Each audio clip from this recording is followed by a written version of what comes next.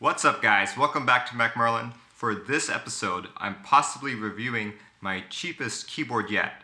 At $38.99, I present to you the Motospeed Ck101. Stay tuned until after the break to hear my thoughts and opinions.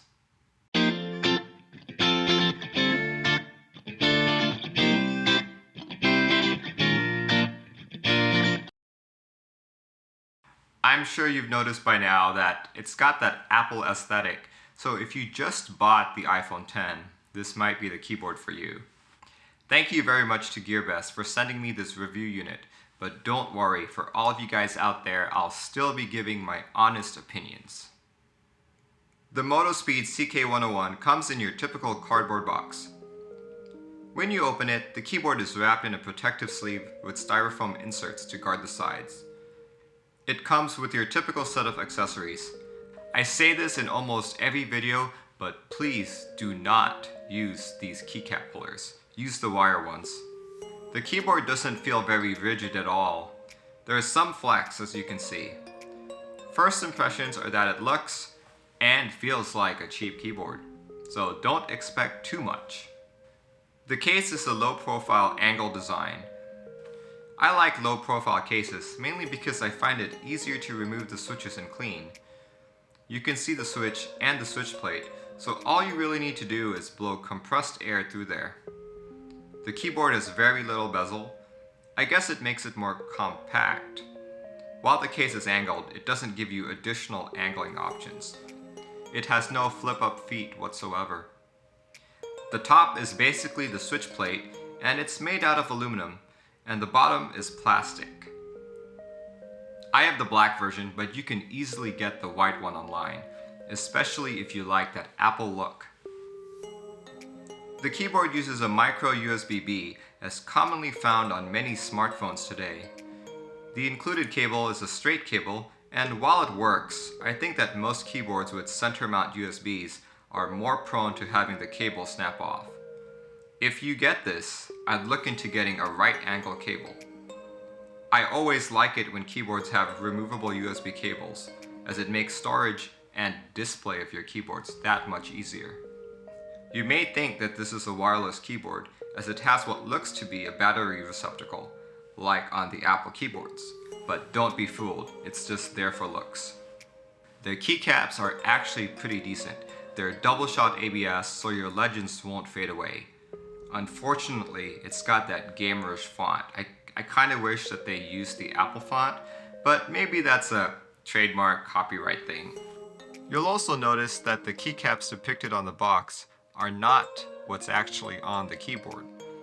The keycaps on the box are a mix of symbol and letter modifiers, whereas the keyboard actually has all letters. It's interesting that the caps lock key is spelled CSLK and the pause break key is actually really hard to read. To me, it reads like park. You'll also notice that there are several pad printed legends too. We'll get to this in just a bit. So, short story, when I first got into keyboards around 2015, double shot ABS was a premium feature. Most keyboards just came in ABS with lasered or pad printed legends. Seeing double-shot keycaps on a keyboard this cheap, we've really come a long way. The keyboard also sports a standard layout, which means that you have a standard-sized bottom row and shift keys, so finding third-party keycaps won't be a problem at all. The keyboard only seems to come in linear and in clicky Otemu variants. There are no tactile-only options I've seen. This is my first experience with Otemu Reds, and they are a bit scratchy. The keyboard doesn't use Co-Star or Cherry style stabilizers. In fact, I would call this kind of a hybrid, which I actually really like. This design makes it so that it's really easy to pull off keycaps, but yet you still get the Co-Star feel. Unlike Co-Star stabilizers, you don't need to worry about snapping in the wires first. You can open up the keyboard by removing screws on the top. We can see from here that the plate looks to have a standard thickness, but the PCB looks really thin. The USB port is also strangely separated from the rest of the PCB. This looks like a potential point of breakage, but no one really operates this keyboard without a case. As mentioned earlier, this keyboard is an RGB keyboard. You have certain lighting modes, and the good thing is this is real RGB.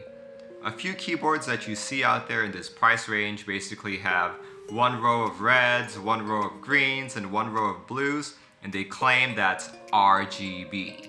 That is simply not true. That's just a keyboard that supports red, green, and blue, not all the colors in the RGB spectrum. According to the manual, it supports 14 kinds of cool LED backlight, such as Starry Sky, Press and Off, Mix Light Mode, Game Master, Never Ending, Press and On, Sinusoidal Light Wave, Normally On Mode, Breathing Mode, Colorful Neon, Touch and Go, Raindrops, Rainbow Roulette, and Ripple Spread. Some of those might be poorly translated. If you don't like RGB everywhere, you can also select specific colors. Unfortunately, you're only limited to 7 of them. You can scroll through them by hitting FN and delete. You can also change the intensity of the light by hitting FN and the arrow keys, and to turn it off, you could just hit FN and print screen. There's a bunch of other lighting modes, so I would suggest looking at the manual. Going back to the pad printed legends I was talking about earlier, the ones on 1 through 5 are basically lighting modes for games, and the ones labeled G1 through G5 are custom lighting modes that you can configure yourself.